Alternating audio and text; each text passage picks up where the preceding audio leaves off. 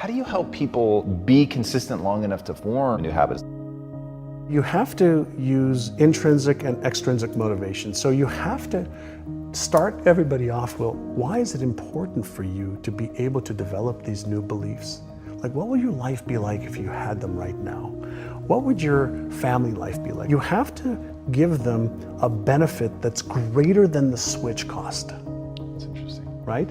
So the switch cost is something that our brain resists. The only human that likes change is a wet baby.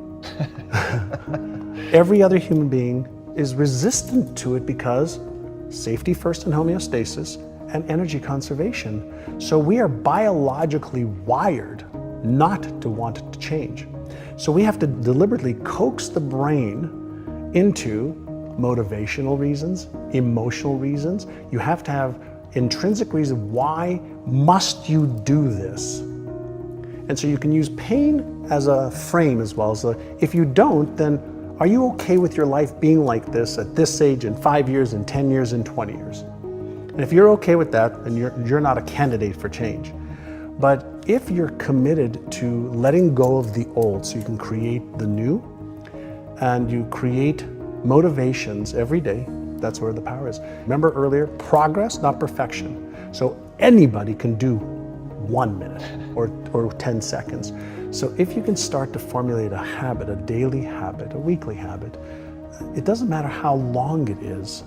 If you can create that space in your brain that on this day, at this time, this is what I do, and you do that repeatedly, that becomes a habit. And it takes those 66 days or so for a simple habit that you have to consciously do to then the habit doing you. And that's why they say we are all creatures of habit, because habits run themselves. Their subconscious programs just run themselves.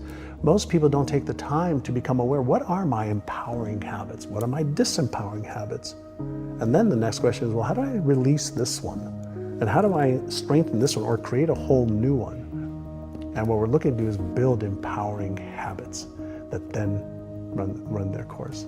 I love that. All right, one thing I'd be remiss not to ask you about before we go are the 3 boards. So vision boards, accomplished boards, and the one I don't know about, the crap boards.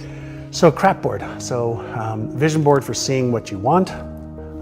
The accomplished board for reminding yourself that you've got a lot that you've accomplished, so you feel good. And the crap board. Do you actually put up images of things you've accomplished? Yeah. I have them in my closet, in my home, encased on the floor. Like on the floor so that you don't look at them? So I look at them just because I sit down to put on my shoes. I want to look at them every day. Interesting. Yeah. On my, I have this ritual as well. I do something called brush and prime. So on my bathroom mirror, I have my goals that are on my mirror. So that as I'm brushing my teeth, I'm priming my brain to see my goals in front of me every morning and every night. I love that. Right? So that's priming your brain, which is a whole other topic we can have.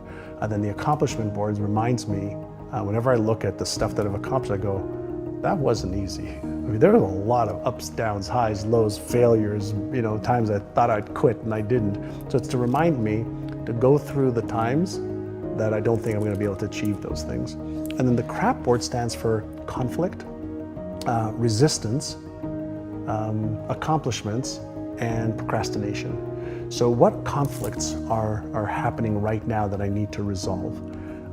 What resistance is in my way? What am I resisting? What in front of me is resisting right now? And then accomplishment as well is to remind you that you can get through stuff. And then procrastination is what's causing me to procrastinate.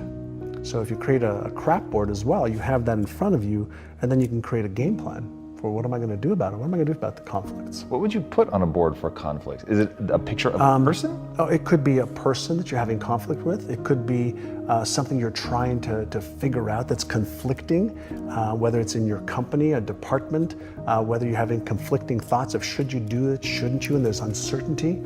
Any conflicts that you are experiencing is going to create neural dissonance in your brain. It's just going to create chaos in your brain.